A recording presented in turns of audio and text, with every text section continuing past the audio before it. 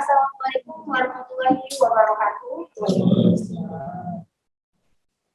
Selamat pagi, salam sejahtera untuk kita semua. Yang terhormat kepada Ibu Zahra-Nisa SPDI selaku Kepala Sekolah SMK Cendekia Kota Cirebon. Yang terhormat kepada Bapak Dr. Dadang Sudrajat SSI.M.Com selaku Ketua Periset PI-Hubungan. Yang terhormat kepada Bapak Ilham Preta Priyadi AMD SSTMM selaku narasumber, yang terhormat kepada Bapak Dian Adepunia M.Com selaku moderator, serta yang terhormat Bapak Ibu sebagai peserta workshop pada pagi hari ini yang berbahagia. Alhamdulillah, puji syukur kita panjatkan karena berkat rahmatnya kita masih bisa berkumpul untuk bersama-sama menimba ilmu dari para narasumber yang luar biasa. Meski dilaksanakan pada masa pandemi yang masih terus berlangsung hingga saat ini. Semoga kita tetap dalam kondisi sehat dan tetap semangat. Workshop kali ini mengenai pengembangan media pembelajaran berbasis hybrid learning pada masa pandemi COVID-19 di SMK Cendekia Kota Cirebon. Sebelum memulai acara, perkenankan saya Ina Soleka selaku MC pada pagi hari ini untuk membacakan susunan acara. Acara yang pertama adalah pembukaan, yang kedua menyanyikan lagu Indonesia Raya, yang ketiga adalah sambutan, yang keempat acara inti yaitu pemaparan materi oleh narasumber, yang kelima diskusi dan tanya jawab, dan yang terakhir adalah penutup. Memasuki acara yang pertama, marilah kita bersama-sama membaca basmalah. Bismillahirrahmanirrahim. Selanjutnya acara yang kedua yaitu menyanyikan lagu Indonesia Raya. Para hadirin dimohon duduk tegak dan mendengarkan dengan hikmat.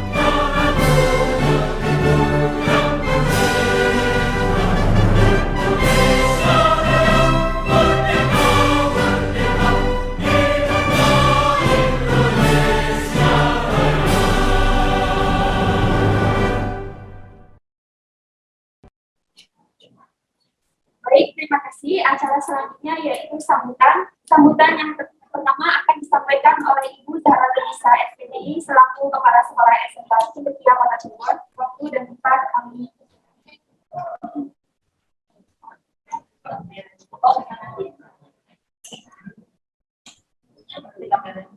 Bismillahirrahmanirrahim. Assalamualaikum warahmatullahi wabarakatuh. Waalaikumsalam.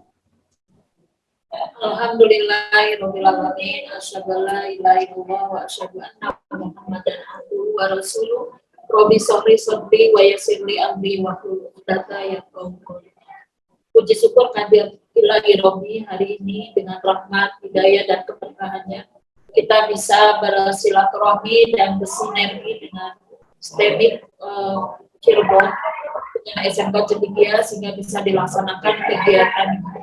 Sholawat dan salam semoga Allah limpahkan kepada teladan hidup kita Rasulullah Shallallahu Alaihi Wasallam, kepada keluarganya dan kepada kita semua umatnya hingga akhir zaman nanti.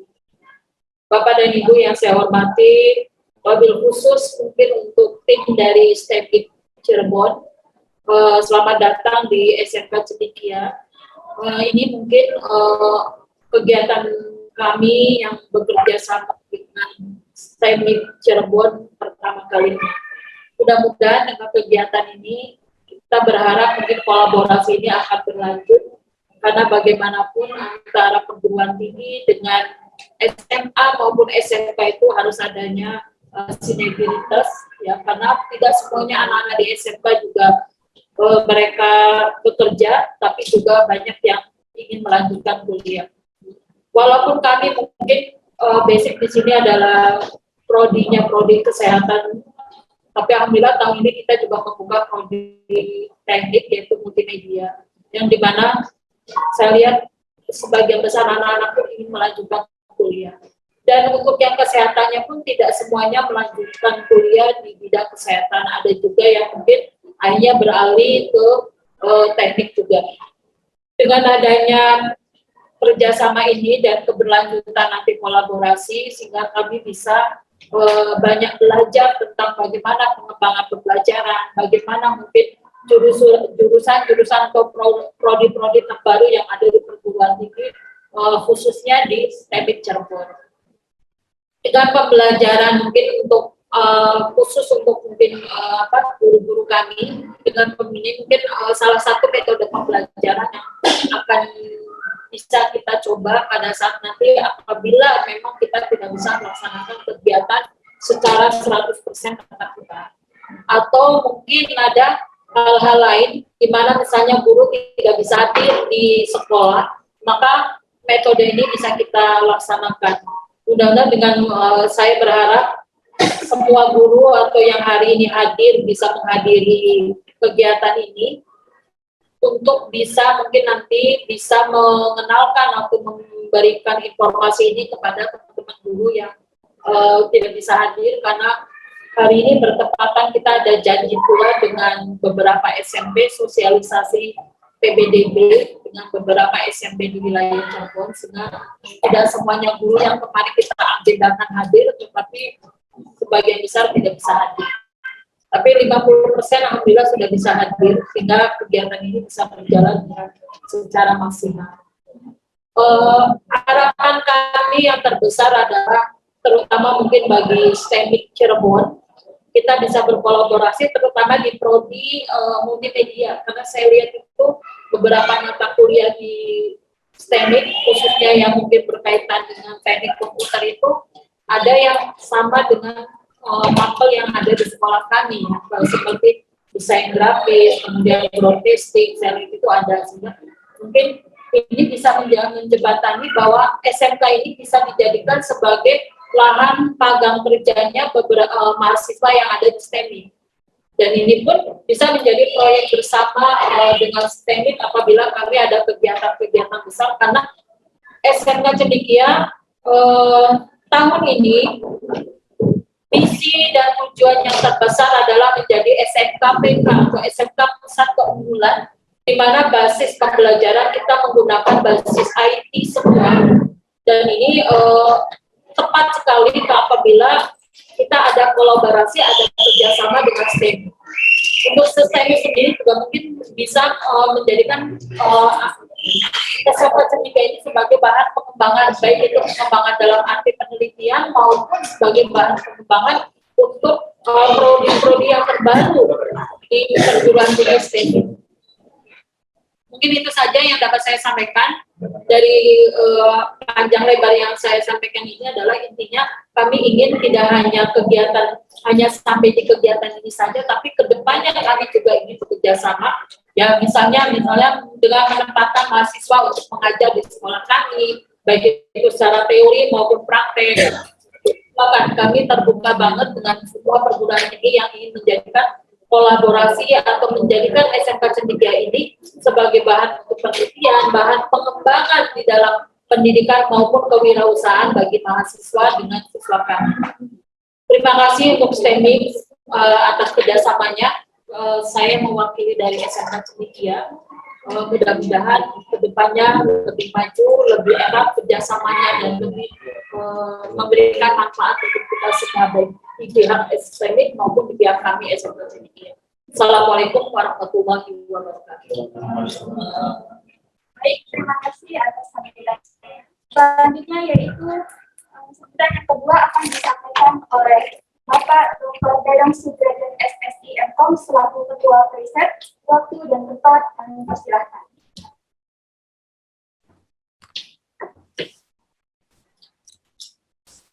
Terima kasih pada pembawa acara.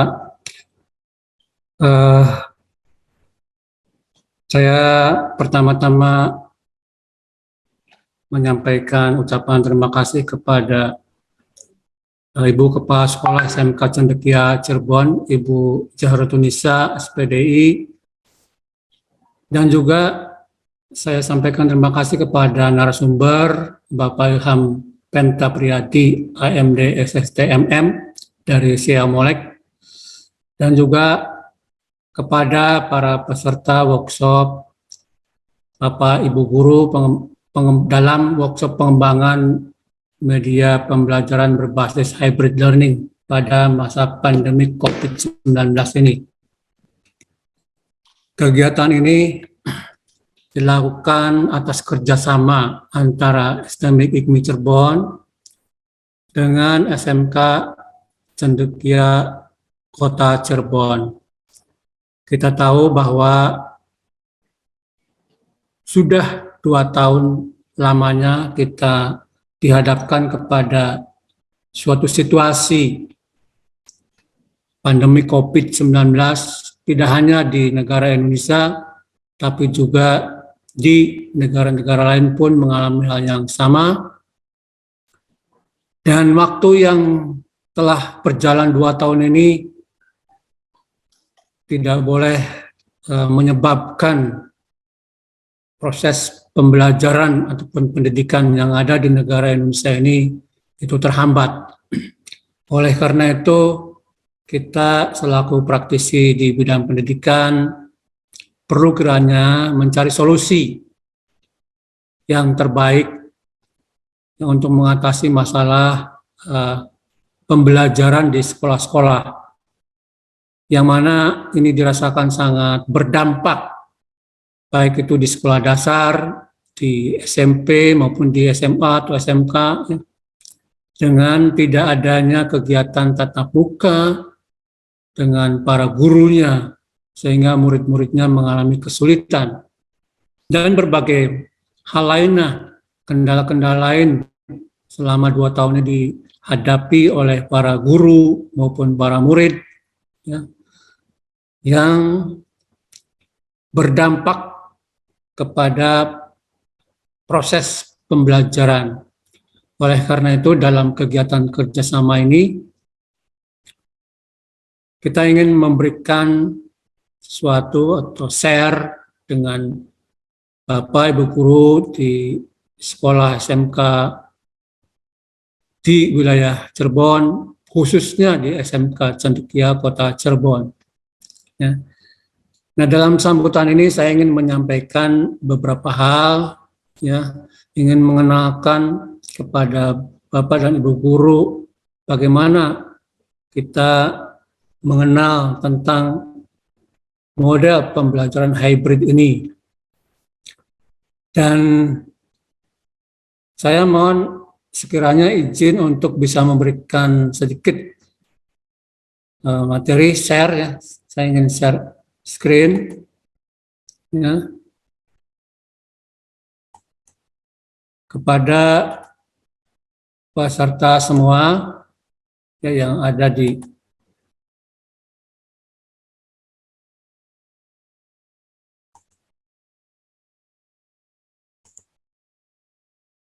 sebentar ya.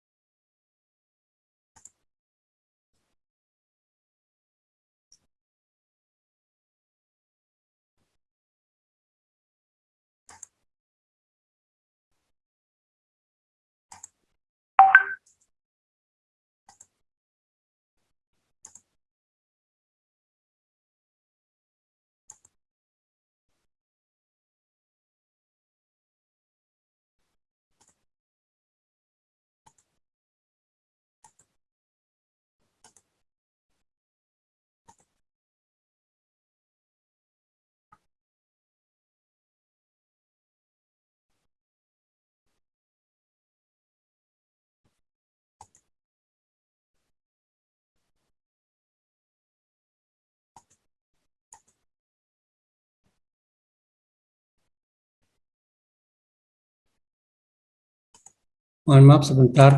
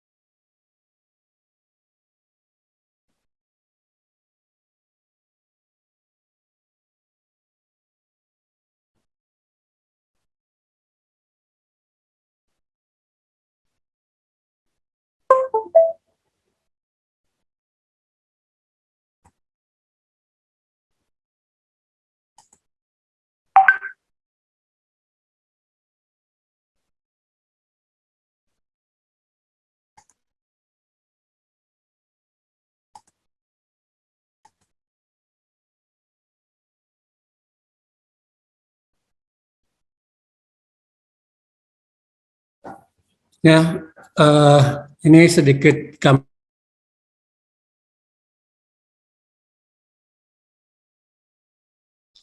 tentang hybrid learning model yang nanti mungkin untuk materi yang lebih lengkapnya yang akan disampaikan oleh narasumber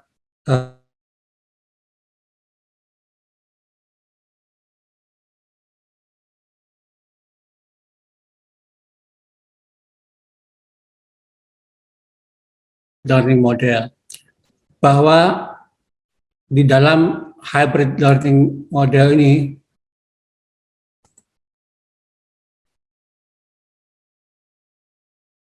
kalau kita lihat bahwa hybrid learning ini adalah pembelajaran yang menyatukan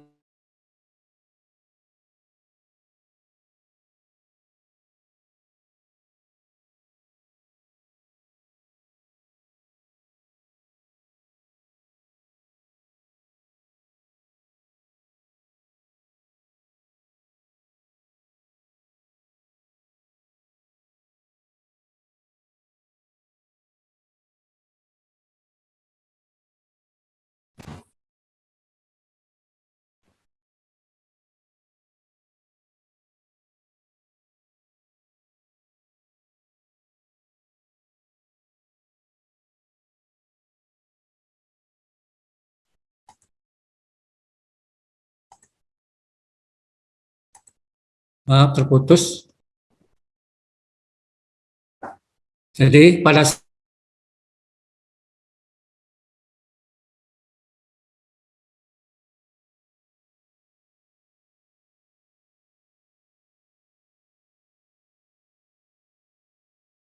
langsung, karena masalahnya ada pandemi COVID-19,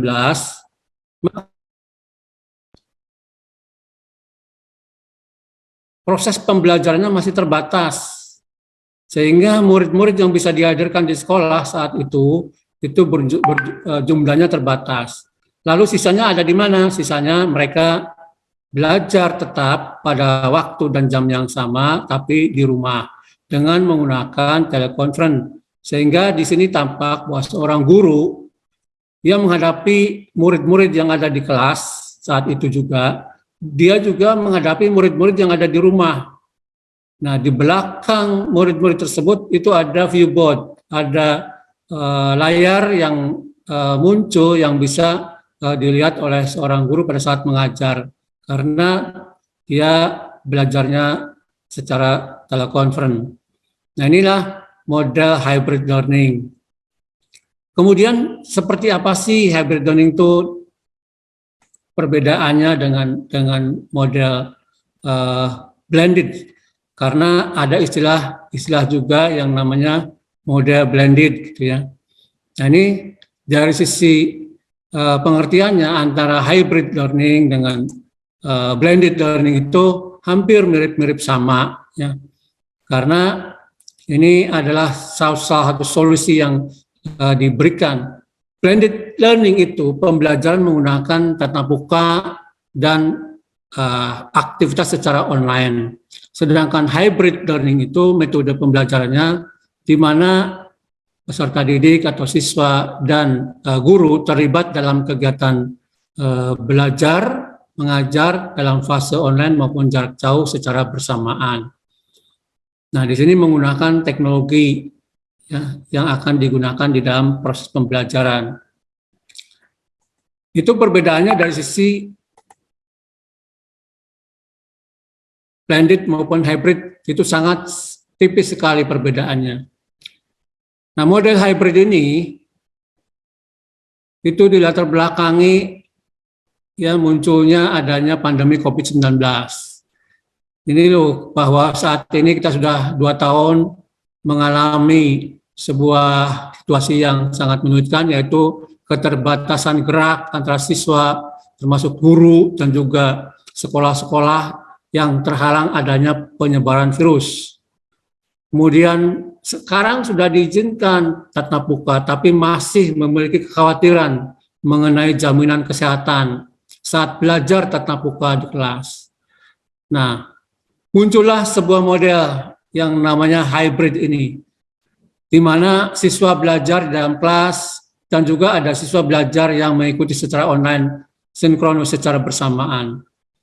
Nah, kemudian model hybrid ini memang membutuhkan suatu faktor-faktor persyaratan tertentu, di mana kondisi internet dan teknologi yang dimiliki sekolah maupun dimiliki siswa itu memang harus memenuhi standar.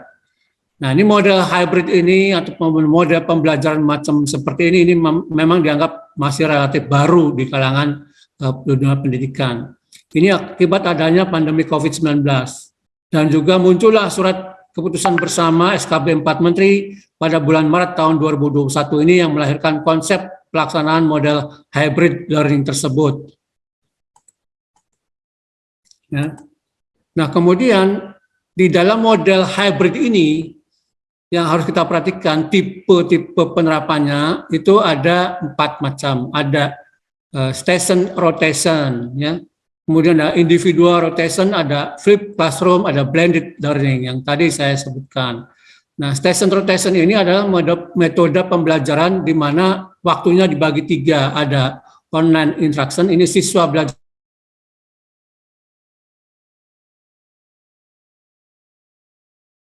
guru, yang ketiganya collaborative activity and station, siswa melakukan diskusi.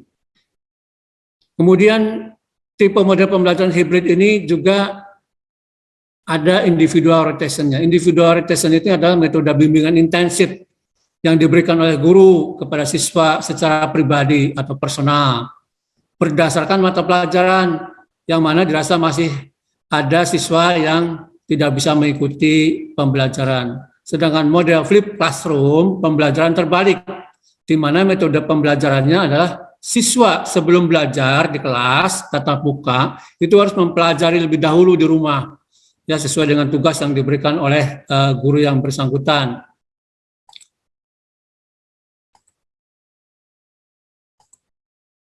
Bagaimana keuntungan-keuntungannya di dalam pembelajaran hybrid ini? Ada beberapa keuntungan yang bisa kita peroleh.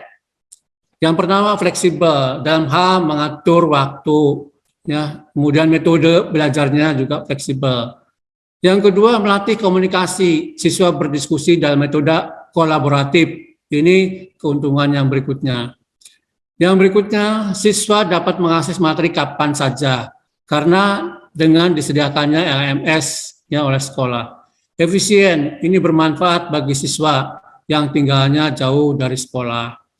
Kemudian belajar lebih personal, ini bisa dilakukan bimbingan personal dari guru untuk siswa yang tertinggal pelajaran. Dan yang berikutnya, meningkatkan skill literasi. Skill literasi ini adalah keterampilan di dalam menggunakan perangkat TIK ataupun internet menjadi lebih baik. Saya kira itu sebagai sambutan dari saya mengenai model hybrid learning yang mungkin ini adalah sesuatu yang baru bagi kita semua sebagai salah satu solusi yang bisa kita kembangkan bersama ke depan bersama SMK. Mengenai lebih jauh nanti akan dipaparkan oleh pemateri kita ya, tentang mengenai pembelajaran hybrid learning tersebut. Demikian kepada Bapak, Ibu Guru, dan juga Ibu Kepala Sekolah, dan juga kepada narasumber. Terima kasih atas perhatiannya. Apabila ada yang kurang, kami mohon maaf. Assalamualaikum warahmatullahi wabarakatuh. Waalaikumsalam warahmatullahi wabarakatuh.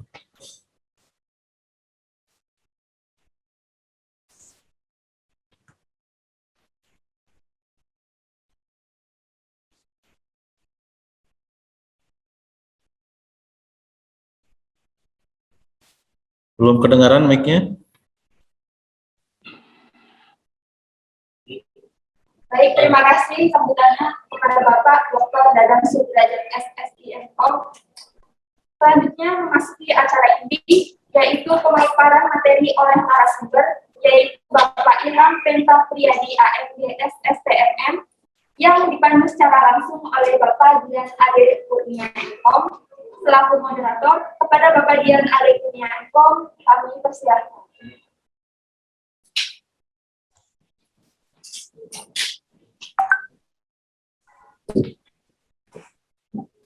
Baik, mohon izin Pak Ketua. Assalamualaikum warahmatullahi wabarakatuh. Waalaikumsalam. Selamat pagi dan salam sejahtera untuk kita semua. Saya selaku moderator akan mendampingi Bapak dan Ibu di kegiatan workshop pengembangan media pembelajaran berbasis hybrid learning pada masa pandemi COVID-19 di SMK Cendekia Kota Cirebon. Dan dalam hal ini kita menghadirkan yaitu expert pakar dari Siamolek, ya, Kementerian Pendidikan dan Kebudayaan, yaitu Bapak Ilham Penta SST MM. Beliau adalah sebagai ahli atau research and development di Siamolek yang bekerja pada sejak tahun 2010 ya. Kemudian beliau memiliki experience atau pengalaman di skill sebagai edutech trainer, kemudian pengembang kurikulum di tahun 2013, dan pendidikan beliau adalah Magister Manajemen bidang sumber daya di Open University, kemudian Teknik Multimedia Institut Teknologi Bandung, kemudian Politeknik Negeri Jakarta. Dan sebagai portofolio beliau ini yaitu yang pertama sebagai tim pengembang dari standarisasi kompetensi mengenai computational logic for vocational school atau SMK. Kemudian beliau juga mengarang atau textbook, nah ini simulasi digital atau SIMDIG. Kemudian beliau juga banyak produk-produk yang memang dihasilkan, yaitu sebagai digital library, Simolek Digital Library pengelolaannya, dan juga integrated school management system. Baik Bapak dan Ibu, untuk mempersingkat waktu, maka kami persilahkan kepada Bapak Ilham untuk menyampaikan paparannya. Silakan Pak. Terima kasih Pak Dianade. Selamat pagi Bapak Ibu sekalian. Pak Dadang, Pak Dokter, mohon izin. Bapak Ibu dari SMK Cendekia Cirebon, Bu Kepala Sekolah ya. Ya, nama saya, perkenalkan nama saya Ilham Penta Priadi. Saya bekerja di Siamolek di Divisi Penelitian dan Pengembangan. Nah, kami ini adalah organisasi di bawah Simio. Simio itu organisasinya Menteri-Menteri Pendidikan di Asia Tenggara. Nah, salah satu center atau pusat pengembangannya itu adalah pendidikan terbuka dan jarak jauh yang ada di Indonesia. Nah, kami adalah Simolek itu lembaga atau center di bawah Simio yang bertugas untuk mengembangkan inisiatif-inisiatif terkait dengan pendidikan terbuka dan jarak jauh. Hari ini saya diminta untuk share tentang blended learning ya, atau hybrid learning. Kebetulan 2 tahun ini kami baru saja melakukan penelitian untuk model pembelajaran blended di SMK. Yang terakhir ini 2021 terkait dengan produk kreatif dan kewirausahaan. Nah, saya akan share tentang apa yang telah kami lakukan agar Bapak Ibu mendapatkan insight, karena ini kan SMK ya. Jadi kebetulan, kami juga share-nya itu terkait dengan mata pelajaran SMK yang produk kreatif dan kewirausahaan. Nanti ininya Pak Ade, slide ini dari saya ya, atau gimana Pak Ade? Saya share screen Ya, atau? silakan Pak, bisa iya, share screen ya. Mohon izin ya Bapak Ibu, Pak Dadang, saya share screen.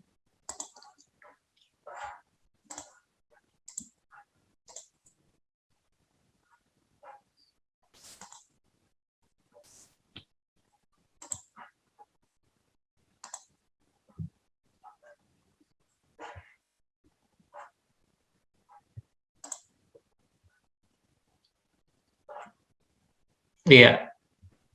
Udah kelihatan Pak Ade? Sudah Pak. Siap. Ya, jadi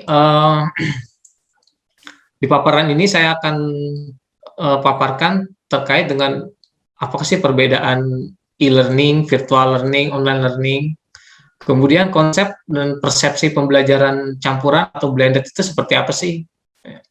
Terakhir itu instructional framework itu apa aja yang ada? Mungkin Bapak Ibu pernah dengar tentang learning model, kemudian atau instructional model, kemudian ada instructional strategic, instructional methodology, instructional skills. Nah, itu di mana sih irisan-irisannya? Kemudian keuntungan dan tantangan untuk menyelenggarakan blended learning ini apa saja? Dan yang terakhir ini contoh penerapan di SMK seperti apa? Nah, saya akan bahas secara singkat nanti kita bisa tanya jawab saja kalau ada yang belum dimengerti. Oke. Jadi perbedaannya ini e-learning, virtual learning, online learning ini ya, ini memang berbagai macam ya, ada setiap orang tuh punya persepsi yang berbeda-beda.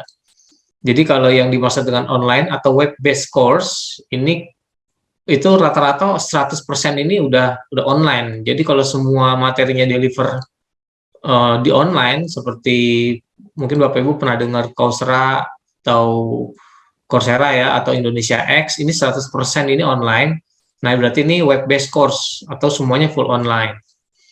Kemudian ada juga blended learning, di mana di sini dianggap 30-79% ini online, sisanya offline. Ini contohnya ini seperti Tecnologio de Monterrey, kemudian Universitas di West Indies, kemudian ini ada Emins ya, kalau Bapak Ibu pernah browsing-browsing, ini dia blended, jadi sekitar 30-79 ini kontennya itu di delivery online. Kemudian ada istilah lagi web-based learning, di atas ada web-based course, di bawah ada web-based learning. Ini sekitar 75 ya, ini 25%-nya ini difasilitasi oleh website. Jadi yang versi online-nya bisa juga 100%, tapi di-blendedkan gitu loh, jadi dibagi dua. Nah, kemudian ini berbagai, ada peneliti dari B.L. Horn dan Stecker, ini tahun 2011, dia itu punya konsep bahwa blended learning ini tipenya ada sekitar 7 ya. Nah, pertama ini face-to-face delivery system ya. Jadi modelnya ini guru ngasih materi sebagian besar tatap muka. Jadi nanti yang konten-konten ini dikasih online atau ada rotation model. Jadi kalau Bapak Ibu pernah mungkin tahu ya pramuka itu ya. Itu kan pramuka kan dia kalau lagi weight game itu nanti dari satu pos ke pos 2, pos 3, pos 4. Nah, ini rotation model ini hampir seperti ini, tapi nanti bergiliran. Jadi kayak pembelajaran sekarang nih kalau SD. Nanti bergilir, yang tatap muka siapa, kemudian yang online siapa. Nah, ini rotation. Kemudian ada flex. Ini sebagian besar nih materinya nih dikasih online. Tapi nanti begitu datang ke kelas ini kayak flip ya. Kayak flip classroom, jadi kayak dibalik itu classroomnya. Jadi nanti pas tatap muka dia diskusi. Nah, tapi di sini bedanya yang flex model ini guru ini ngasih pendampingan dia, dukungan. Jadi selama pembelajaran ini dari belakang ya, bisa melalui WhatsApp. Ini guru selalu memberikan dukungan untuk siswa belajar mandiri. Kemudian ada online lab model, safe blend model, online platform model. Nah, ini semua nanti Bapak Ibu bisa baca karena saya sudah share. Biar saya bisa ada waktu untuk menunjukkan contohnya, karena ini kan semua teori ya. Oke, jadi sebenarnya blended learning itu karena orang persepsinya sebagian besar, pokoknya kalau ada online ada offline aja. Tapi di sisi lain, ini banyak juga yang ngeblend instruksionalnya, jadi nggak hanya online offline gitu. Nah, karena banyaknya versi, sehingga ini ada ambiguitas. Sebenarnya apa yang dimaksud dengan campurannya ini apa? Apakah moda, strategi, atau metodologi pembelajaran? Nah, akhirnya Oliver dan Triguel setelah melakukan penelitian meta-analisis, intinya dari blended learning itu, kalau ada hal yang dicampur dalam suatu pembelajaran, itu sudah disebut sebagai blended. Nah, jadi mengintegrasikan metode instruksional yang berbeda dengan pendekatan pedagogis yang berbeda itu sebenarnya udah bisa disebut blended. Jadi si Driscoll akhirnya berdasarkan penelitian dari Oliver dan Triguel dan juga Haradzinski ini, beliau memberikan statement bahwa ini pembelajaran campuran ini bisa berarti memiliki arti yang berbeda bagi orang yang berbeda, tergantung dari perspektif orang tersebut. Nah, menariknya, ini penelitian beliau tahun 2012 akhirnya mengkategorikan istilah blended ini berdasarkan perspektifnya seseorang. Jadi ada kategori A dan kategori A, B, C, D ya, C, E sampai C, E dan E. Nah, orang-orang yang kategori A ini dia melihat bahwa blended learning itu nggak hanya sebatas online dan offline, tapi orang yang dikategorikan A ini dia sudah mencampur berbagai strategi pembelajaran di situ. Ada pendekatan metodologi instruksional berbeda. Nah, sedangkan orang-orang yang di dalam kategori B itu menganggap bahwa pembelajaran campuran itu hanya berkaitan dengan kebutuhannya apa, tujuannya apa. Kalau misalnya tujuan pendekatannya seperti ini, berarti ya udah metodenya apapun. Nah, jadi ini orang masuk kategori B.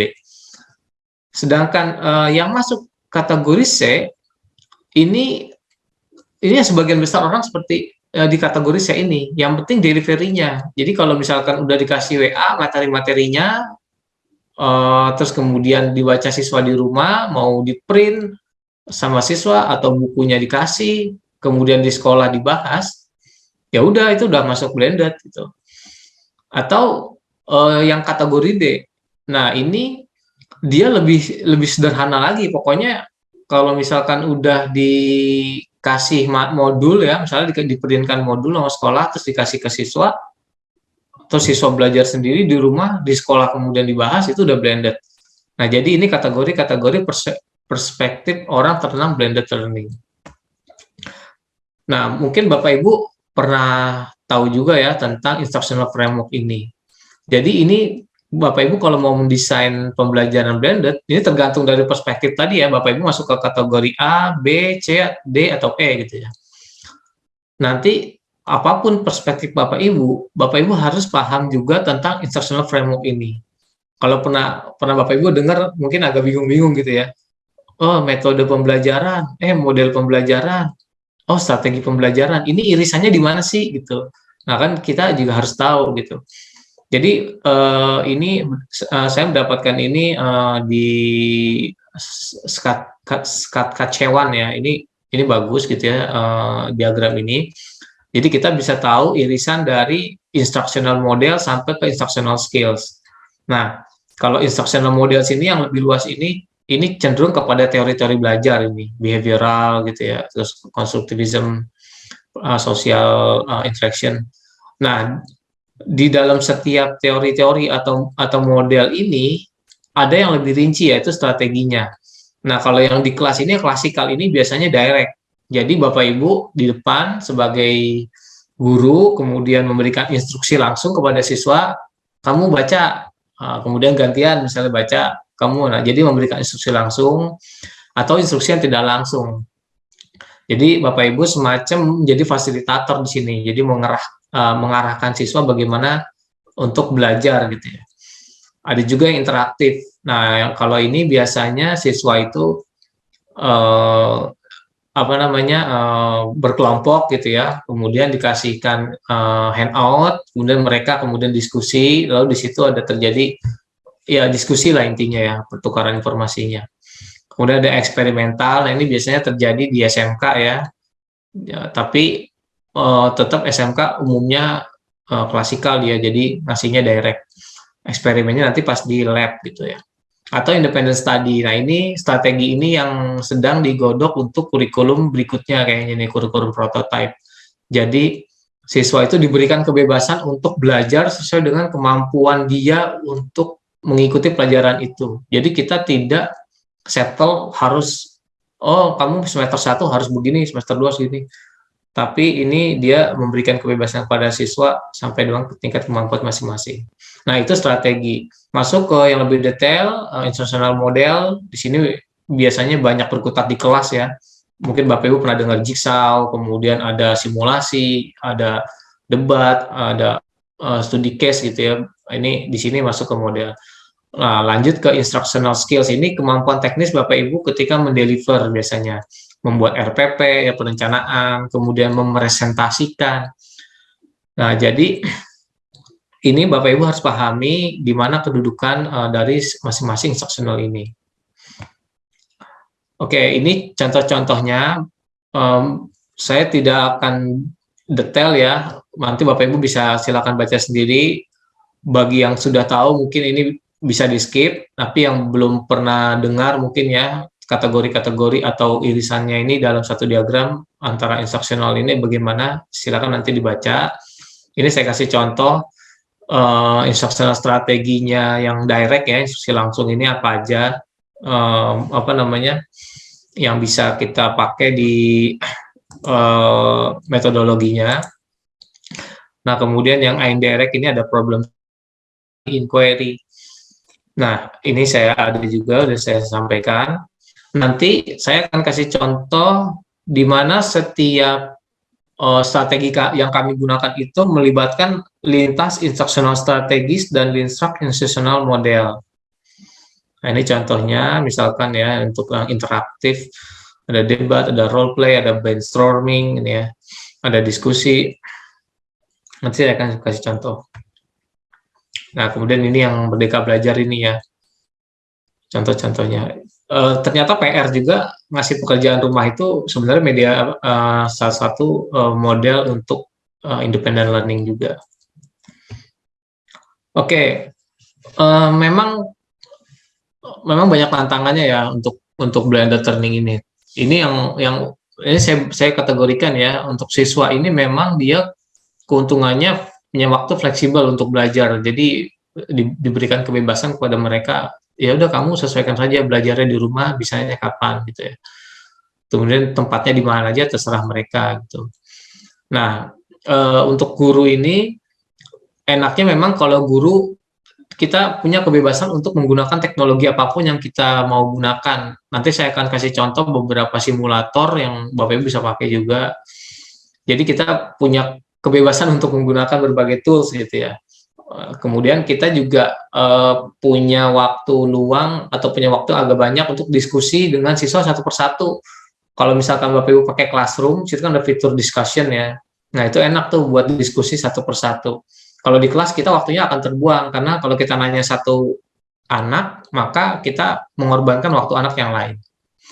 Cuma memang kalau blended learning ini bagi guru itu di awalnya yang agak berat, karena ketika dia merancang ini, dia harus mengumpulkan semua bahan sumber-sumber yang dia punya ya, resources yang dia punya, dia harus kumpulin dulu, kemudian dia upload ke, misalkan menggunakan Google Classroom yang dia upload ke semuanya ke situ, terus kemudian set jadwal. Tapi kalau sudah diupload dan materinya itu sudah update, itu untuk siswa angkatan berikutnya Bapak Ibu udah enak gitu, tinggal udah pakai aja, udah ada, nggak harus apa namanya, nyari lagi, ngasih ngeprint dan segala macam. Intinya sudah ada, tinggal pakai aja si siswanya.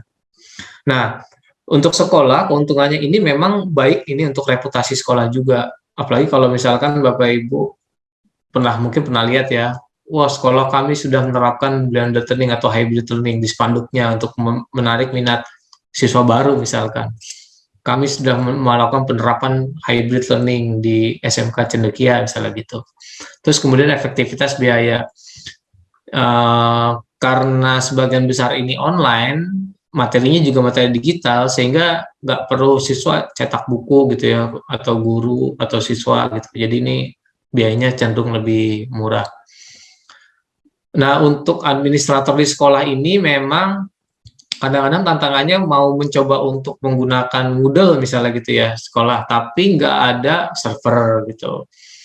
Itu tantangannya, itu kadang keinginannya orang IT ini tapi tidak dibarengi dengan kemampuan, mungkin ya kemampuan infrastruktur di sekolah gitu.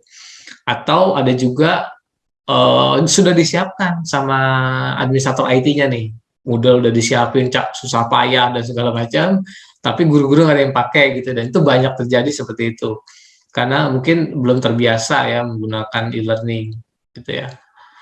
Terus kemudian ada juga yang mungkin guru yang kemampuan teknis di komputer literasinya kurang dilatih lagi ya, kurang diupdate, sehingga karena tugasnya sudah banyak mengajar, akhirnya ada bukan resistensi ya, tapi aduh saya lagi ini nih gitu, jadi saya pakai cara tradisional aja.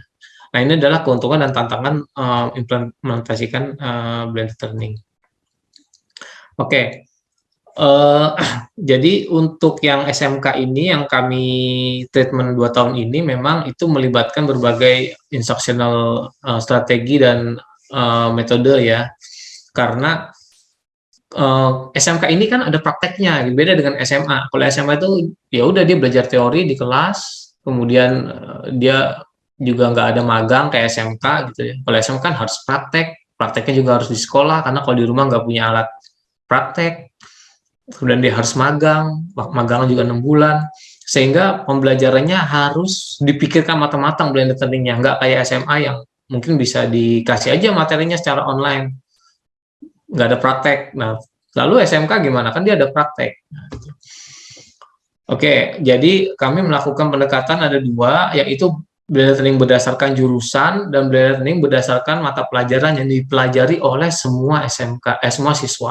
Jadi ada yang dipelajari oleh siswa tertentu karena jurusan tertentu, dan ada yang dipelajari oleh semua siswa. Itu kami Padu Kreatif dan Kewirausahaan, dan satu lagi agribisnis pengolahan hasil perikanan. Oke, ini jangan lihat ruwet dulu ya. Pertama ini adalah blended learning yang sesuai dengan jurusan. Jadi kami ini waktu uji coba itu pada jurusan agribisnis pengolahan hasil perikanan. Nah, mata pelajarannya mengolah ikan secara tradisional. Jadi ini penekanannya ada pada pertukaran ide, karena di mata pelajaran ini ada 5 jenis pengolahan ikan. Ada pengasapan, penggaraman, pemindangan, fermentasi, satu lagi pengeringan. Nah, karena ada 5 hal yang harus dipelajari siswa, dan kalau semuanya itu diberikan bersamaan, maka guru nggak punya waktu banyak untuk bisa menjelaskan semua.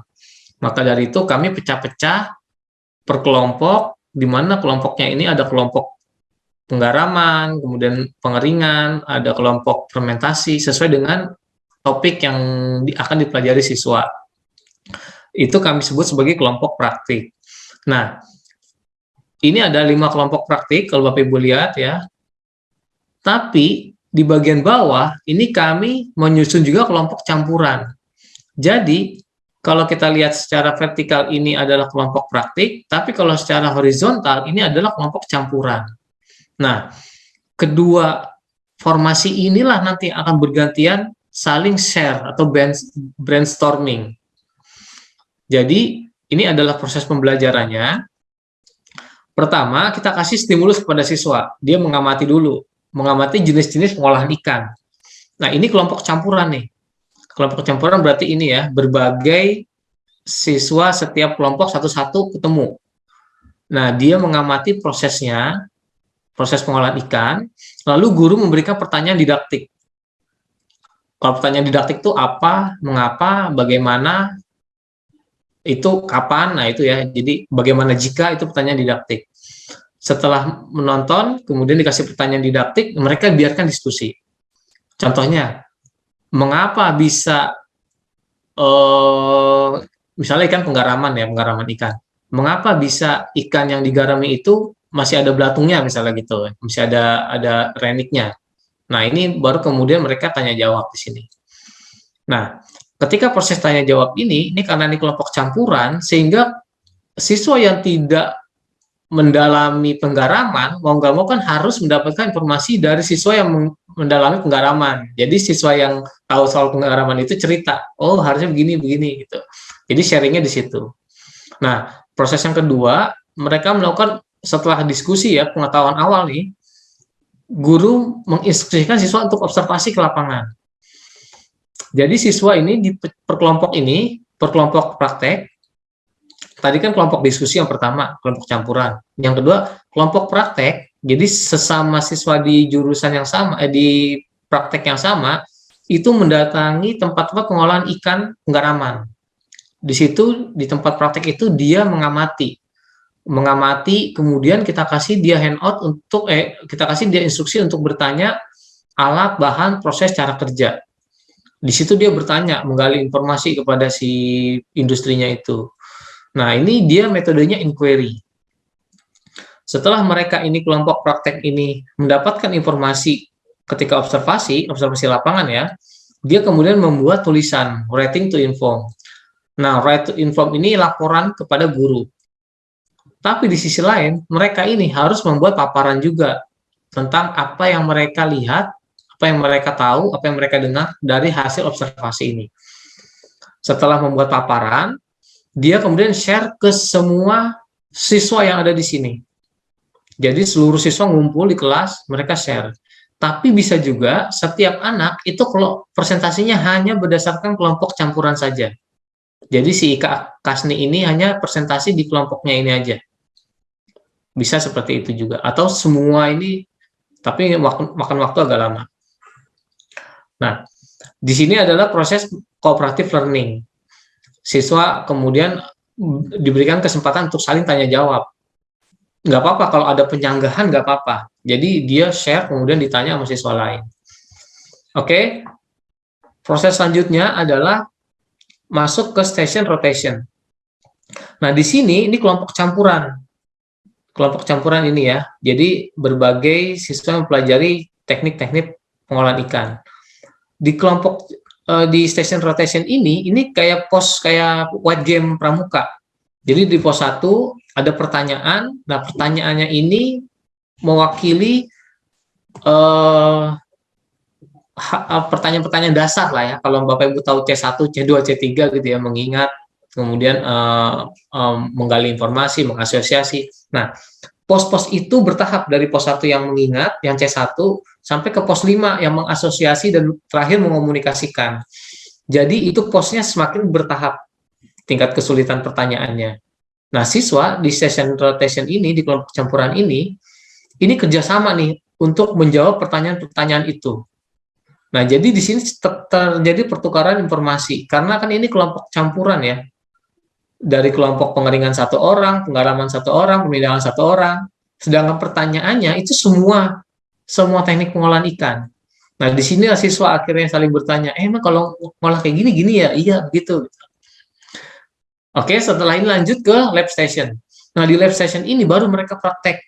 Ini datang ke sekolahan kalau lab station. Kalau ini bisa opsional. Bisa datang ke sekolah atau via online juga bisa. Nah, sama presentasi juga bisa via online. Bisa pakai sinkronus ya, pakai Zoom, Meet, bisa, atau datang ke sekolah juga bisa. Intinya adalah mereka presentasi. Nah, kalau lab station ini harus datang ke sekolah. Nah, ini kelompok praktik lagi nih, kumpul. Nah, di sini terjadi cooperative learning. Jadi siswa praktik berdasarkan informasi yang mereka kumpulkan selama 3 proses ini, kemudian dia praktik. Nah, hasil praktek ikannya itu kemudian di-share ke kelompok lain. Jadi mereka kayak membuat pameran gitu ya. Ini hasil praktek kelompok kami, ini ikannya, ini pengolahannya. Jadi mereka nanti muter dari kelompok praktek 1 ke kelompok praktek 2, kelompok praktek 3 jadi muter. Nah, proses inilah yang kemudian terjadi ketika prosesnya itu. Modenya, medianya bisa pakai Google Classroom ya untuk pembelajarannya, bisa juga dia foto. Kami minta mereka membuat video, tapi belum kesampaian ya, karena mungkin waktunya pandemi, jadi terbatas, jadi mereka datang ke sekolah. Harusnya sih memang video. Nah, video hasil ini kemudian diupload ke YouTube, kemudian di-share, ditonton adik kelas. Nah, harusnya begitu terus saja. Jadi kita punya knowledge management di sini.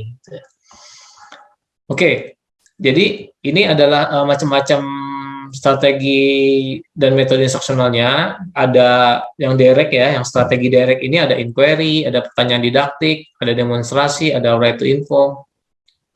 Kemudian untuk yang interaktif, ada brainstorming, group lab, experiential, ini ada observation. Nah, ini adalah teknik blended learning yang pelajarannya khusus. Jadi yang dipelajari oleh jurusan tertentu. Ini strateginya bisa seperti ini. Nah, satu lagi adalah mata pelajaran yang dipelajari oleh semua siswa SMK, yaitu PKK, Produk Kreatif dan Kewirausahaan. Jadi, di sini adalah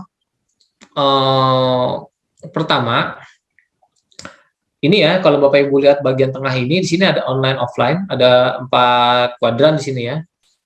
Jadi online, proses ke-1 ini online. Nah, online-nya bisa sinkron menggunakan Zoom atau asinkron menggunakan Google Classroom, tapi ini online. Nah, di online ini ada materi, diskusi, tugas. Nanti saya akan contohkan, saya kasih tunjukkan yang sudah berjalan. Setelah proses ini kemudian ada observasi dia. Nah, observasi ini asinkron, bisa online, bisa offline. Observasi, jadi karena produk kreatif perusahaan, kami instruksikan siswa untuk mencari referensi foto-foto produk yang akan dia buat di Pinterest, Instructable, atau Google, atau di YouTube. Jadi dia browsing nih, oh saya mau bikin cangkir batok kelapa misalnya gitu. Nah, cangkir batok kelapa ini modelnya kayak gimana aja sih yang ada di internet? Dia kemudian browsing, dia observasi di situ. Atau dia juga bisa offline, dia mendatangi sentra-sentra pusat kerajinan untuk melihat langsung barangnya. Oh, jadi barang aslinya kayak gini ya, bisa juga. Nah, kemudian proses yang ketiga, pengembangan produk. Jadi selama pengembangan produk ini offline, karena mungkin mereka tidak punya alat untuk mengerjakan itu, harus di sekolah. Ya, tapi kalau di rumah juga punya ya nggak apa-apa gitu. Tapi ini kan offline ya, namanya pengembangan produk. Nah, yang terakhir, produk sudah dikembangkan, kemudian dipresentasikan. Nah, presentasi ini bisa online, bisa offline, bisa di kelas atau bisa via Zoom atau Google Meet. Tapi ini sinkron. Nah, ini adalah prosesnya untuk yang produk kreatif kewirausahaan. Oke, ini materi-materi untuk produk kreatif dan kewirausahaan ya, ini tahapannya. Bapak Ibu, ini karena kami mengembangkan mata pelajaran ini saya perlu kasih tahu ya, kalau di kurikulum di produk kreatif kewirausahaan itu dirancang untuk teaching factory. Nah, sedangkan untuk kami ini yang model yang kami lakukan tahun kemarin, ini produk kreatif kewirausahaannya sebagai suplemen. Jadi materinya kurikulum tetap biarin aja, ini sebagai suplemen. Nah, ini adalah materi-materinya. Pertama, siswa kita ajari mengidentifikasi masalah. Karena kebanyakan siswa tidak tahu bagaimana caranya mengidentifikasi masalah. Kalau dia nggak bisa mengidentifikasi masalah, dia nggak bisa memberikan solusi. Oke, setelah mengidentifikasi masalah, kemudian menggali ide produk. Selanjutnya ke materi merek, citra, dan kemasan, masuk ke pemasaran, transaksi dan pengiriman, kemudian modifikasi dan inovasi. Ini adalah urutan materi di produk kreatif dan kewirausahaan ya. Nah, ini kalau Bapak Ibu mau tertarik mau coba masuk ke kelasnya, silakan masuk ini kelas kodenya ini ya. Atau saya sudah siapkan link untuk Bapak Ibu mengunduh bukunya. Jadi kami kemarin juga bikin bukunya. Oke, jadi itu teorinya ya yang saya sampaikan. Nanti saya akan tunjukkan contoh yang di classroom seperti apa, kemudian beberapa simulator yang Bapak Ibu bisa pakai untuk pembelajaran. Nah, ini oke, sebentar. Oke. Bapak Ibu pernah dengar PET simulator? Nah, nanti cari aja ya, ini pet.colorado.edu. Ini PET ini adalah isinya simulator-simulator. Ini ada matematika, kimia, biologi, ilmu bumi. Jadi Bapak Ibu bisa pakai ini gratis. Ya, misalkan ya, saya kasih contoh. Yang contoh ini aja ya, cara menggunakannya. Ini online, tapi ada juga offline. Kalau offline Bapak Ibu harus download. Nanti setelah di-download, diinstal di laptop ya. Oke. Bapak Ibu juga bisa mengintegrasikan game-based gamifikasi ya, gamifikasi. Tapi ada juga game-based learning. Nah, ini bisa juga menggunakan PET. Jadi blended learning-nya itu diintegrasikan pakai PET. Ini saya kasih contoh ya. Jadi ini interaktif. Nah, ini Bapak Ibu bisa pakai PET ini ya, contoh ya. Ini kita ingin melihat perbandingan posisi ini 5 kilo sama-sama 5 kilo. Tapi padahal sama-sama 5 kilo, tapi bisa lebih berat di sini mengapa? Nah, ini jadi sebagai stimulus juga bisa. Jadi PET ini sebagai stimulus sebelum Ibu masuk ke pembelajaran.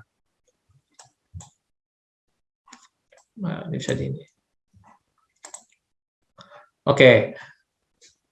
Ini Bapak Ibu nanti diekspor aja PET ya. Ini banyak kok simulatornya banyak di sini. Kalau untuk kesehatan kayaknya cenderung ke biologi ya. Kalau biologi itu ada molekul, ada sel, kalau nggak salah ya di sini ya. Nah, ini biologi. Ya. Ini ya, ada gen juga ada di sini. Nah, selain jadi masalahnya itu bukan hanya menggunakan teknologi atau online ya. Yang paling penting dari blended itu adalah strateginya. Jadi kalau nggak pakai strategi, ya mungkin mereka hanya oh iya bagus gitu, oh iya online, tapi nggak, dampaknya nggak begitu besar gitu ya. Kalau tidak dibarengi dengan strategi pembelajarannya. Nah, nanti diekspor aja Bapak Ibu ya. Kemudian ada juga kalau Bapak Ibu tahu ya, pernah dengar ini anatronika, sebentar, simulator untuk skeleton ya, anatronika. Nah, jadi kalau dulu kan kita kalau mau belajar tentang apa namanya struktur tubuh manusia itu kan harus pakai alat peraga ya. Nah, mereka juga bisa belajar di sini ya, di anatronika ini. Ya. Saya udah pernah install, cuman kemarin laptop saya ganti, jadi saya nggak bisa nunjukin yang ini, belum saya install lagi. Tapi ini silakan nanti Bapak Ibu ekspor. Jadi anatronika ini bisa dipakai di pembelajaran blended juga sebagai stimulus gitu ya, siswa biar eksplor di sini tentang bagian-bagian tubuh manusia gitu ya. Kemudian ada juga strategi lain, ini menggunakan, ini medianya ya, ini Google Classroom gitu ya. Nah, ini salah satu contoh, ini kemarin yang sudah kami lakukan. Jadi semua materi kami taruh di sini, Google Classroom. Materi 1, ini ada diskusinya, gitu ya. Nah, ini rangkaiannya. Ini observasi. Ini contohnya ya. Contohnya. Penting juga, dan banyak disepelekan juga oleh teman-teman ya, dari guru, itu kadang instruksinya ini yang nggak diperhatikan. Padahal ini penting, instruksi ini. Jadi kadang main asal upload, kemudian bagus kalau ada tulisan silakan baca gitu. Kadang-kadang nggak ada gitu. Jadi padahal ini yang paling penting ya, ini instructionalnya di sini gitu. Apa yang harus dilakukan siswa. Kemudian setelah saya mempelajari ini, apa yang bisa saya dapatkan, apa yang bisa siswa bisa apa gitu ya. Nah, ini kemudian ini diskusi juga yang nggak kalah penting banget bahkan ya. Jadi banyak juga guru yang upload, kemudian ada siswa yang bertanya tapi nggak dilayani pertanyaan itu. Nah, itu langsung membuat siswa nggak baik moodnya gitu untuk kemudian melanjutkan lagi di online. Gurunya juga nggak jawab pertanyaan saya. Itu banyak sekali terjadi seperti itu. Kalau saya ini ya, ketika membuat ini penekanannya malah di diskusi gitu. Jadi bagaimana men-encourage siswa untuk dia terus mau mengikuti pembelajaran. Yaitu pertama kita kasih stimulus nih. Kita kasih stimulus, pertanyaan seperti ini. Perhatikan contoh berikut, manakah dari gambar tersebut yang menarik. Kita ngasih contoh. Kemudian siswa kan jawab. Nah, ketika si siswa jawab ini, dia kemudian kita tanya lagi, berapa menurut kamu harga yang pantas untuk produk itu? Oh, saya kira bisa ratusan ribu, Pak. Kita gali lagi dari situ. Kalau misalkan begini gimana? Kalau begini gimana? Bagaimana jika? Pertanyaan-pertanyaan itu yang kita kasih ke siswa supaya kita bisa menggali kemampuan siswa. Nanti siswa penasaran, coba kamu pelajari lagi yang ini deh. Nah, gitu ya. Jadi kekuatannya itu kalau di online itu harusnya dipartisipasi dia ketika online ini. Ini contoh tugasnya juga. Nah, ketika tugas, jangan lupa untuk segera melihat tugasnya mereka, kemudian memberikan feedback ke mereka. Ini yang guru kebanyakan mungkin karena sibuk ya, akhirnya dia lupa gitu kalau siswa sudah submit tugas. Nah, akhirnya mereka udah disubmit tapi gurunya belum ngoreksi, apalagi tidak memberikan feedback, sehingga ya mereka untuk kemudian mau mengecek lagi ke classroom-nya lama lagi nunggunya gitu ya. Alasannya pasti ada jaringan dan segala macam. Nah, selain itu memanfaatkan fitur-fitur atau tools yang Bapak Ibu punya. Contoh ini Google Calendar. Ini bisa dimanfaatkan nih Google Calendar nih, supaya siswa tidak punya alasan, oh lupa oh ini nggak tahu. Nah, Bapak Ibu bikin di sini bikin kalender ya, nih order kalender. Bisa bikin kalender baru di sini, kemudian contoh di sini blended learning vokasi. Nah, kalender ini di-share ke seluruh anggota kelas. Jadi supaya mereka nanti ada notifikasi di tanggal itu. Oh, harus mengerjakan tugas ini, oh, harus deadline apa gitu. Jadi set kalender di sini.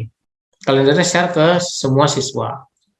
Selain itu, Bapak Ibu pernah tahu fitur namanya Space, ya saya tunjukkan. Ini juga bisa dipakai untuk blended learning juga di Google ya, pakai Gmail. Nah, ini namanya Space. Jadi Space ini mungkin Bapak Ibu kebanyakan grup WhatsApp ya. Jadi, aduh, bingung yang mana nih.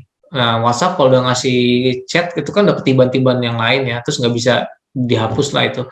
Nah, Bapak Ibu bisa pakai ini Space ini. Jadi Space ini semacam knowledge management. Jadi buat anggota siswa juga nggak apa-apa atau guru ya dalam kerja.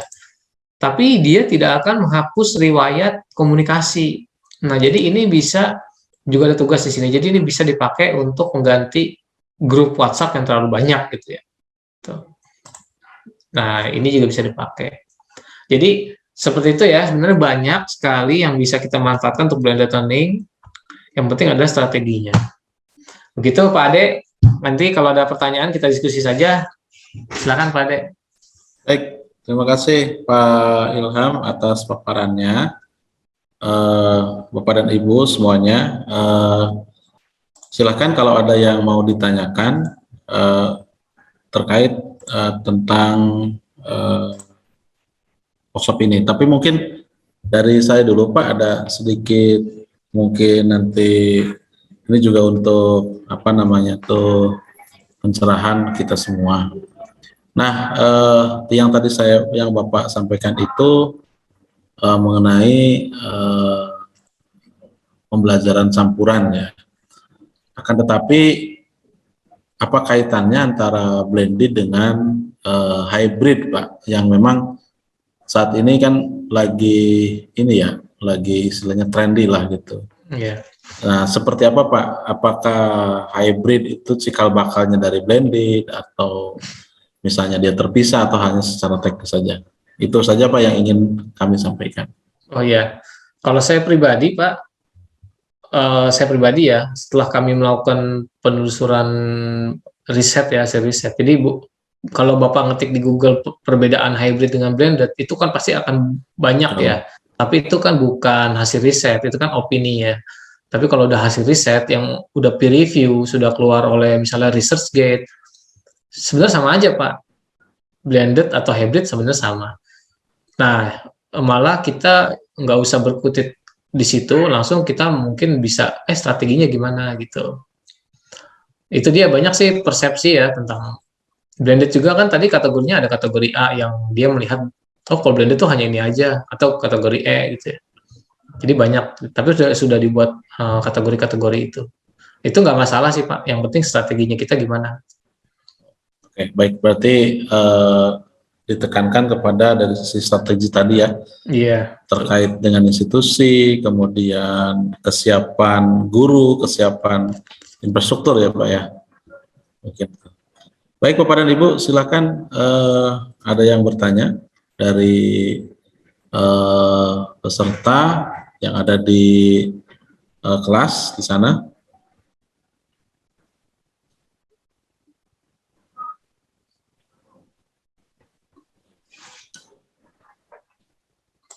Dari ibu-ibu, ibu guru, bapak guru, bangga.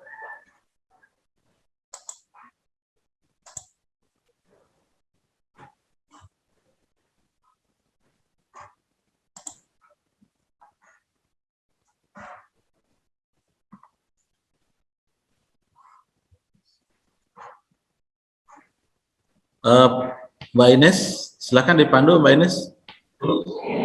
Barangkali ada yang bertanya.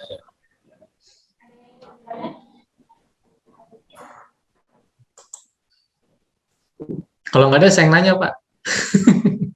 Nah ini soalnya SMK ini agak unik Pak. Di sini ada kaitannya dengan SMK Cendekia ini based on-nya kesehatan ini.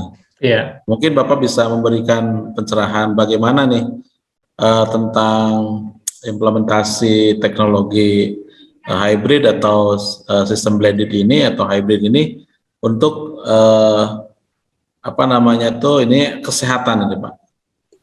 Nah ini Iya. karena kan kalau kesehatan kan berkaitan dengan tingkat resiko yang apa namanya tuh yang harus dipertimbangkan begitu Pak. Seperti apa itu Pak untuk kesehatan ini? Kalau simulator untuk yang terkait kesehatan udah banyak ya. Jadi Bapak Ibu bisa kalau mau menggunakan tools nanti diintegrasikan ke strategi pembelajarannya ya, itu bisa pakai kayak anatronika, human skeleton, itu banyak gitu. Jadi bisa pakai itu. Sehingga siswa nanti kasih tugas aja di Google Classroom misalnya. Ketika praktek virtual, pakai virtual lab gitu ya. Silakan buka misalnya anatronika. Nah, setelah buka anatronika, coba perhatikan sistem peredaran darah. Nah, setelah mereka memperhatikan sistem peredaran darah, kemudian catat misalkan mana arteri, mana vena, kemudian presentasikan di kelas misalnya gitu. Atau begitu Zoom gitu ya, kemudian ada satu siswa yang presentasi, dibuka anatronikanya secara online, semua menyaksikan. Nah, siswa yang presentasi itu kemudian menunjukkan bagaimana sistem peredaran darah atau bagaimana posisi struktur organ tubuh gitu ya. Ya. Jadi itu juga bisa blended kayak gitu. Ya, saya yakin bahwa pada saat kemarin ini kan hampir 2 tahun ya pandemik ini, Bapak dan Ibu guru mengalami kendala ini. Nah, ini mumpung ada pakarnya nih Bapak dan Ibu. Jadi dipersilahkan untuk bertanya ini. Karena kami juga mengenai masalah ini itu kiblatnya atau gurunya ini ke Semolek nih dulu. Jadi kita dengan Semolek ini dari tahun 2007 ya Pak Ketua, dulu kita sering ke sana. Nah ini mumpung ada narasumber kita yang memang waktunya ini luar biasa, silakan Bapak dan Ibu bisa bertanya tentang bagaimana strategi kita pemanfaatan IT, kemudian apa namanya tuh di masalah strategi pembelajaran untuk era pandemik ini. Kita masih sepertinya masih banyak harus digali. Silakan Bapak dan Ibu. Kaprodinya barangkali.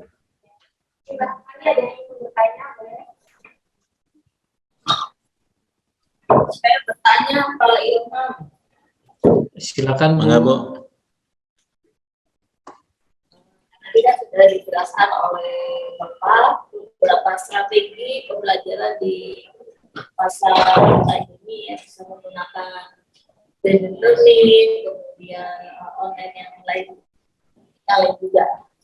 Nah, permasalahannya adalah yang tadi tentang praktikum yang di lab itu seandainya misalkan di masa pandemi ini kan belum bisa bertatap muka, baik itu di sekolah ya, di kelas gitu. Nah, strategi yang paling tepat seperti apa Pak untuk yang misalkan mata pelajaran yang praktikum di masa pandemi? Ya. Ini suaranya agak kecil ya, tapi saya nangkepnya ini untuk praktek ya strateginya ya. Kalau yang udah bagaimana Bu? Karena setahu saya kalau praktek itu ya dibagi dua gitu ya. Siswa sebagian ada yang di sekolah, sebagiannya di rumah. Jadi sebenarnya yang saya tahu gitu, yang saya tahu sama pembelajarannya masih berjalan normal, cuma hanya siswanya dibatasi jadi setengahnya gitu. Nah, sekarang pertanyaan saya begini, praktek-praktek apa saja yang bisa di-online-kan? Pertama itu. Nah, kalau udah dapat identifikasi praktek apa saja yang bisa di-online-kan, cari simulatornya. Ada nggak di internet? Biasanya banyak gitu ya, kalau kesehatan udah banyak lah gitu. Cari di internet. Nah, sudah didapat jenis-jenis simulatornya itu beserta karakteristiknya. Kemudian, kapan kita ngasih simulator ini yang sesuai dengan pas kalender pendidikan ya, misalnya pas belajarnya kapan gitu. Jadi disesuaikan sama jadwalnya. Oh, pas materi ini simulator ini dipakai. Nanti begitu udah siswa udah belajar, ini ya, maksud saya bicara kondisi ideal ya, siswa nggak ada masalah dengan internet dan segala macam. Nah, setelah siswa dikasih instruksi untuk menggunakan simulator itu, begitu datang ke sekolah itu bisa lebih ringan, jadinya nggak harus ngulang lagi dari awal gitu. Jadi menurut saya sih harus seperti itu juga. Kita harus memanfaatkan apa yang ada. Kalau strategi nanti rotasi ya, siswa dari ini kelompok ini dulu yang pakai ruangan, kemudian itu silakan diatur aja. Gitu Pak, Bu. Oke, saya kira paham ya. Yang lainnya monggo. Dari guru multimedia barangkali ada yang ingin disampaikan. Ini memang multimedia ini merupakan sebuah production ya, jadi memproduksi tentang bahan ajar yang memang nantinya akan di-launchingkan pada sistem ini nih sebetulnya. Apakah ada kesulitan di dalam pengembangan bahan ajar di lab saat ini di tingkat SMK? Silakan Bapak dan Ibu, sebelum saya lagi yang bertanya.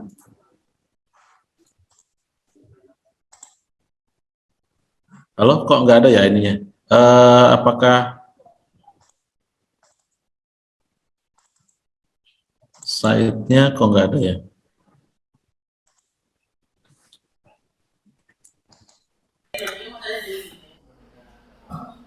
Halo, SMK Cendekia? Terputus, Pak. Sepertinya ya. Betul, Pak.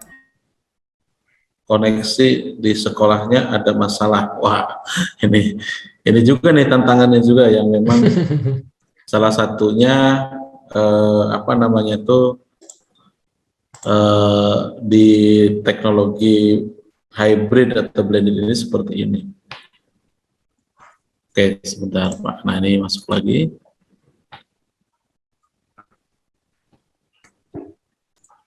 Halo, sedikit ya.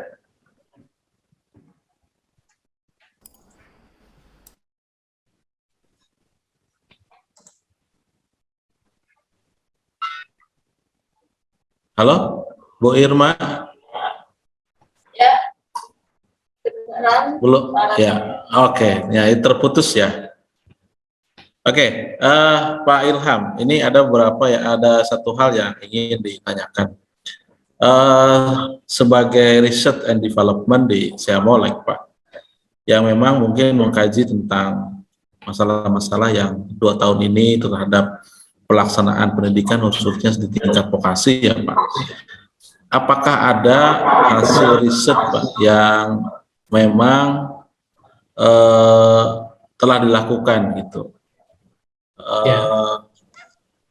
Misalnya tingkatan vokasi ini sejauh mana sih Pak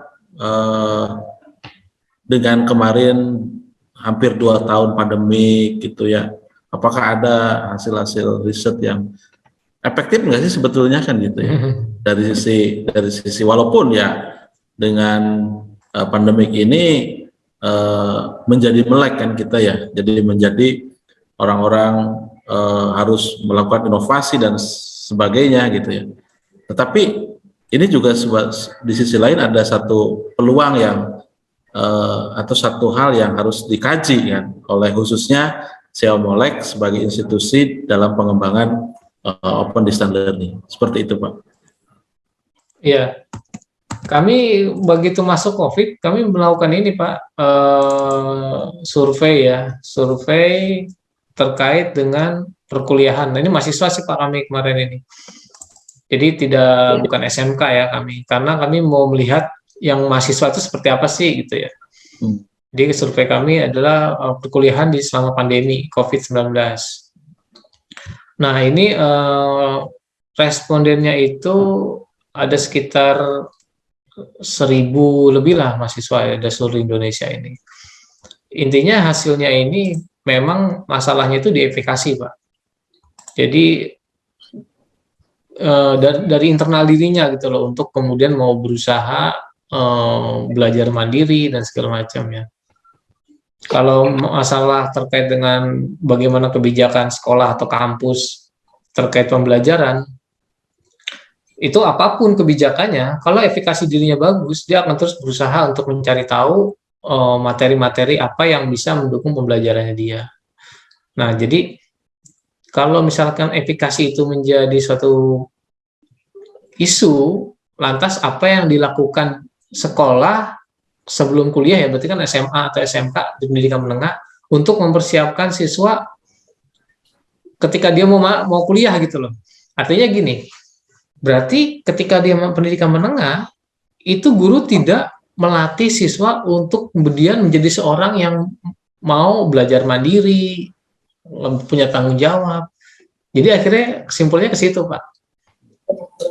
Gitu. Jadi mahasiswa aja begini ya. Berarti ini pendidikan menengahnya perlu disiapkan nih mentalnya. Gitu. Pantesan aja saya pernah nanya juga kepada industri ya. Sebenarnya kalau lulusan SMK mau nggak sih industri langsung nerima?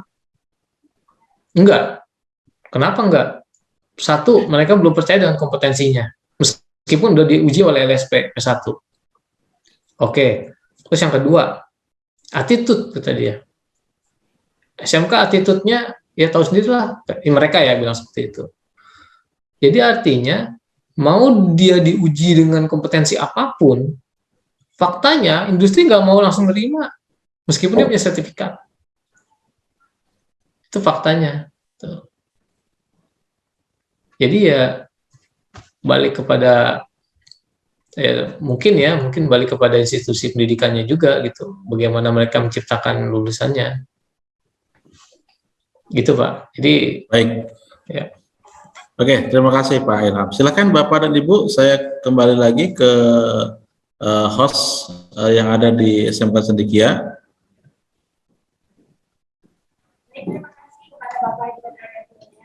Mbak Ines, ada pertanyaan? Cuman ini ininya suaranya nggak jelas. Bisa mendekati mic? Ada Pak, ada yang nanya? Ya, silakan. Ada Pak. Ada mic-nya sekali.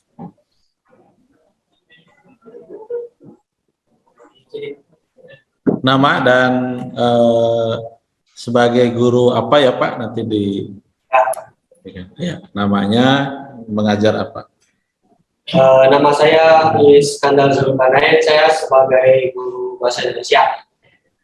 Sebelumnya terima kasih kepada para narasumber sudah memberikan materi terkait hybrid learning. Yang jadi pertanyaan saya, hybrid learning ini kan sebuah solusi pembelajaran di masa pandemi ini. Yang jadi pertanyaannya, kalau misalnya di sini contohnya sudah diterapkan PTM 100% contohnya, apakah hybrid learning ini masih bisa digunakan? Kalaupun masih, kira-kira implementasi versi PTM seperti apa yang sudah 100%? Dan ada yang bisa saya tanyakan. Siap Pak Iskandar, itu aja Pak. Oke. Kalau hybrid ini Pak, itu kan strategi aja ya Pak ya. Mau pembelajaran tatap muka, meskipun gini ya, siswa datang ke sekolah gitu. Guru biasanya klasikal gitu ya, datang di depan gitu ya, di depan memberikan ceramah lah, lecture gitu, direct. Kemudian apakah tidak meringankan beban Bapak jika misalkan siswa ketika di rumah dia sudah membaca sedikit materinya, jadi begitu ketemu dengan Bapak di kelas, setidaknya mereka yang ada di satu kelas itu sudah memiliki bayangan apa yang akan mereka hadapi. Maksudnya saya hadapi itu adalah mereka tahu apa yang akan kita diskusikan. Jadi Bapak tidak menceritakan dari A sampai Z lagi. Setidaknya sudah Bapak mulai dari N gitu. Karena siswa sudah mengetahui pengetahuan awal tentang materi yang akan Bapak sampaikan. Itu kan juga memperingan pekerjaan Bapak juga. Artinya kita flip aja. Yang tadinya Bapak rencananya mau ngasih materinya itu di kelas, Bapak kasih ya, direct. Tapi kemudian ini Bapak flip, siswa minta belajar di rumah, misalnya 3 hari untuk mempelajari materi itu, syukur-syukur kalau ada videonya, suruh nonton di YouTube. Begitu ketemu diskusi. Dengan cara seperti itu, siswa jadi encourage, Pak. Nggak bosan gitu loh. Gitu. Bapak diskusi, kamu sudah baca sampai di mana? Oh, sampai di sini, Pak. Dari bacaan itu, mana yang menarik menurut kamu? Oh, bagian ini, Pak. Mengapa itu menarik? Oh, karena begini, Pak. Bagaimana jika begini-begini?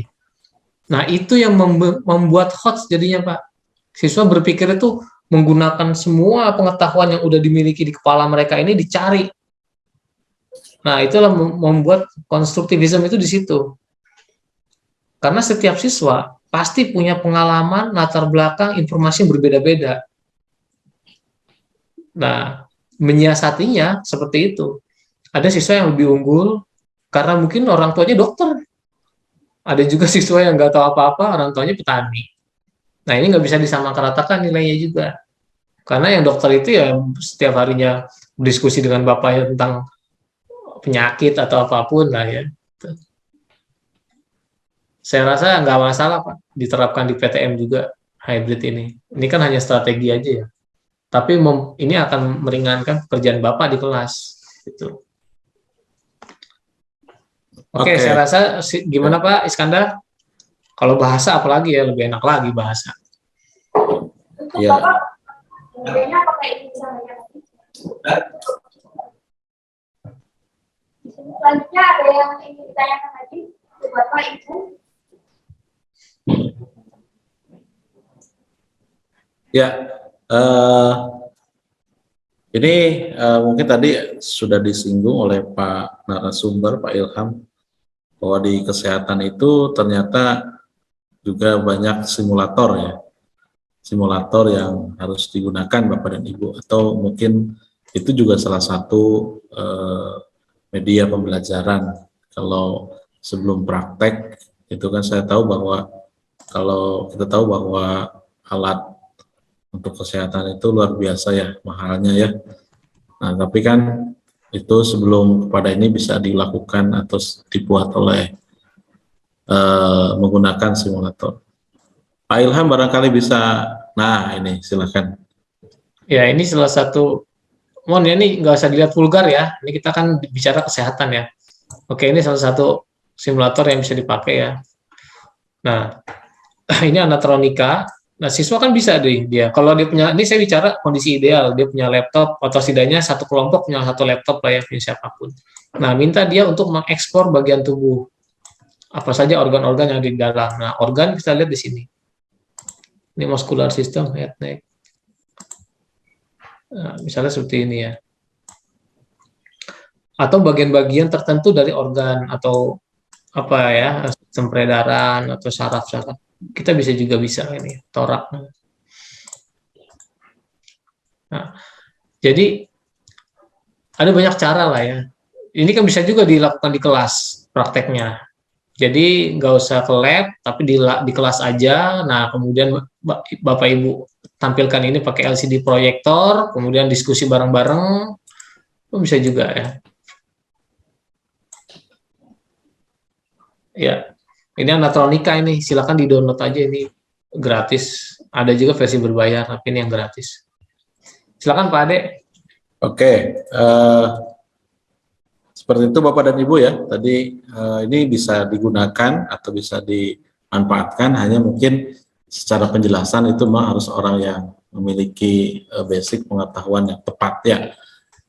Kalau orang IT biasanya hanya mengoperasikan, jadi memang kita dibutuhkan kolaborasi, dan infrastruktur lagi-lagi itu juga harus disediakan jika memang kita mau mencoba atau sedikit-sedikit move on ke arah digitalisasi. Bapak dan Ibu, kalau tidak ada pertanyaan lagi, mungkin ada himbauan dari saya selaku moderator, mohon nanti diisi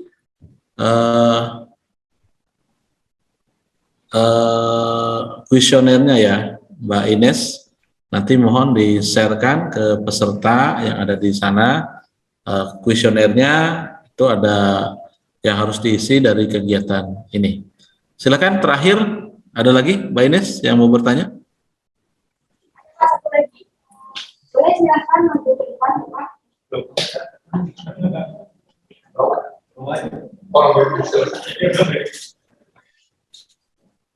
Silakan memperkenalkan diri, lalu apa pertanyaan? Terima kasih kepada wawancara. Perkenalkan, nama saya Maulana Ishak. Saya di sini sebagai guru pendidikan agama Islam. Di sini bertanya kepada narasumber, di pendidikan sekarang itu dari pemerintah itu sudah merancang atau menekankan kepada pembelajaran yang berbasis dengan karakter. Nah, dengan berbasis hybrid learning ini, bagaimana caranya agar pendidikan yang berbasis nanti karakter ini itu dapat tercapai?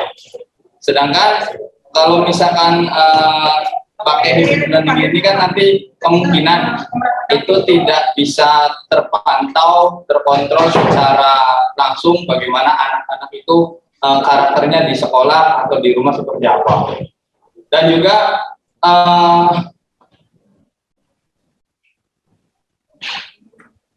ya itu lupa, yang satunya lupa. Itu untuk pertanyaan dari saya itu. Yang keduanya lupa. Oke, terima kasih. Assalamualaikum warahmatullahi wabarakatuh. Waalaikumsalam. Ya, silakan Pak. Ya, terima kasih Pak Maulana Ishak, guru agama ya. Sebenarnya kalau kayak gini nih Pak, ada pertanyaan tentang karakter, itu menarik, apalagi saya gitu menggelitik. Saya mungkin pertanyaan saya begini ke Bapak, apakah Bapak tahu faktor-faktor mempengaruhi perilaku seseorang? Ya, perilaku seseorang itu dipengaruhi pertama Pak, satu lingkungan, yang kedua media yang dia baca, dia tonton, ketiga role model yang dia ikuti, yang terakhir sesuatu yang di luar nalar kita lah gitu ya. Jadi itu yang mempengaruhi perilaku seseorang. Yang paling penting itu environment, Pak. Nah, pertanyaan saya begini, kalau misalkan kita mengharapkan seseorang karakternya berubah di sekolah, dengan cara apapun, Bapak ngasih pelajaran, padahal yang mempengaruhi perilaku seseorang itu adalah lingkungan, media yang dia terpapar, ya, mau media bacaan, media video, segala macam, atau role model yang dia ikuti, misalnya dia suka dengan Lenin, atau Stalin, atau Marxis, nggak akan bisa mengubah karakter, Pak. Gitu ya. Sekarang fungsi, kalau saya pribadi, lah, kemudian kalau mau yang dimaksud pembentukan karakter mana yang mau dibentuk? Pasti kalau pemerintah karakter yang sesuai dengan ideologi Pancasila. Apa yang dimaksud dengan ideologi Pancasila, kan begitu akhirnya.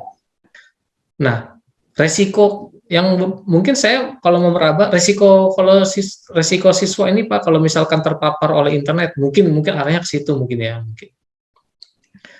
Tinggal bagaimana kita memberikan nalar kepada anak-anak supaya dia begitu mengetahui hal-hal yang mungkin ya belum saatnya dia tahu, dia bisa menyikapinya dengan bijak. Gitu. Jadi masalahnya bukan di membatasi, tapi menyiapkan nalar siswa supaya ketika dia melihat sesuatu yang Bapak harapkan dia tidak lihat, dia bisa menyikapinya dengan baik. Itu. Sekarang caranya bagaimana? Nah, itu diskusi, Pak. Caranya diskusi. Jadi mata pelajaran itu hanya ya silakan aja gitu kasih, tapi yang penting di kelas diskusi. Bagaimana menurut kamu jika kamu melihat kasus seperti ini? Kasih contoh videonya. Setiap anak pasti punya pendapat yang berbeda-beda. Kalau secara normatif, misalnya berantem, baikan Pak. Tapi kita gali lagi, apa yang bisa menyebabkan konflik? Oh, macam-macam. Ketika dia berantem, mungkin lagi stres, lagi nggak punya duit, atau dia lagi kesel, atau pasti banyak. Jadi, menurut saya, nalarnya Pak yang disentuh, Pak.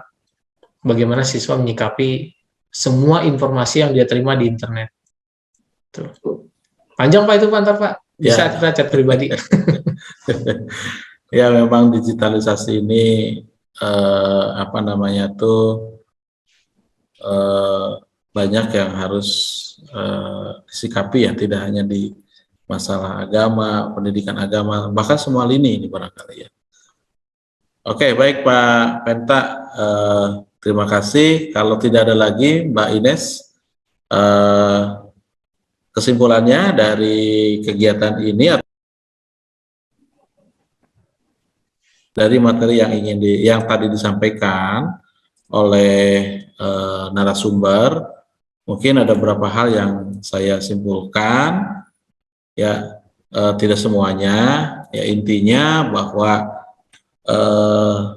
saat ini kita menghadapi satu tantangan yang cukup besar lah, gitu ya. Jadi industri 4.0 ini memang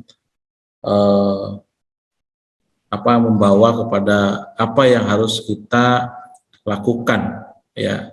Artinya khususnya di bidang pendidikan ini kita harus berpikir atau melakukan sesuatu yang memang harus menurut orang-orang yang ini tuh disebutnya berpikir di luar kebiasaan, gitu ya. Teknologi digitalisasi ini adalah salah satu sarana untuk bagaimana kita ini membantu di dalam aktivitas atau proses-proses yang khususnya di proses pendidikan, pembelajaran yang memang saat ini juga kita tidak bisa hanya manual, tidak bisa kita hanya istilahnya apa adanya seperti ini. Tetapi di sisi lain juga harus mengikuti perkembangan. Nah, dalam satu konteks ini, maka saya simpulkan ada 4 hal yang memang menjadi PR atau tantangan di pendidikan dengan strategik hybrid learning ini. Yang pertama yang akan kita hadapi tantangannya adalah siswa. Yang kedua adalah guru, yang ketiga adalah sekolah, dan yang keempat itu adalah pengelola dalam hal ini. Ya. Nah, apabila dari keempat subsistem ini adalah bersinergi dan memiliki pemahaman yang satu visi atau satu sinergitas, maka insya Allah tidak akan sulit ya Pak untuk bisa mewujudkan atau untuk menghadapi di tantangan pendidikan di era 4.0 ini. Dan lebih fokusnya adalah bagaimana strategik di dalam pembelajaran hybrid atau blended ini. Itu saja mungkin yang ingin saya simpulkan dari kegiatan ini. Maka saya selaku moderator dipersilakan Pak Ilham untuk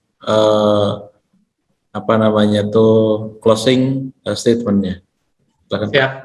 Terima kasih Pak Ade, Bapak Ibu sekalian, Pak Dr. Dadang atas waktunya. Mohon maaf apabila ada pernyataan atau penyampaian saya kurang pas. Kalau mau lebih jelas bisa chat saya pribadi. Ketik aja di Google Ilham Penta, nanti akan muncul nomor handphone saya. Terima kasih. Baik.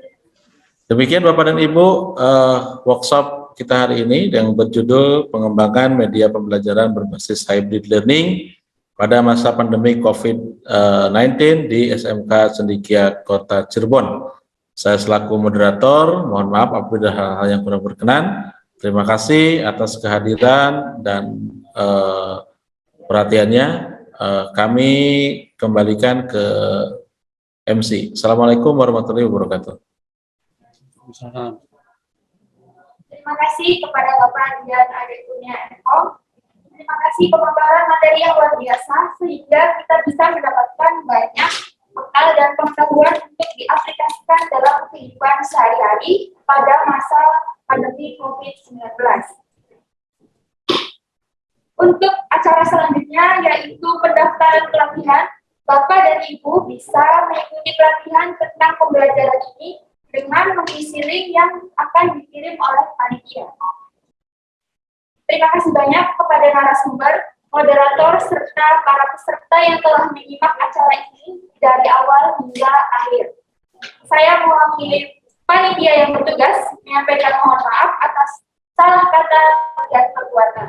Akhir kata, terima kasih. Wassalamualaikum warahmatullahi wabarakatuh. Waalaikumsalam warahmatullahi Waalaikumsalam wabarakatuh. warahmatullahi wabarakatuh. Salam Pak Dian, Pak Terima kasih, Dr. Pak Dadang. Ilham. Terima kasih banyak. Ya. Ya. Mohon izin, Alif. Ilham. Siap Pak Dadang. Yo, Assalamualaikum. Terima kasih banyak kepada narasumber, moderator, serta para peserta yang telah menyimak acara ini dari awal hingga akhir. Saya mewakili panitia yang bertugas menyampaikan mohon maaf atas salah kata dan perbuatan. Akhir kata, terima kasih. Wassalamualaikum warahmatullahi wabarakatuh. Waalaikumsalam.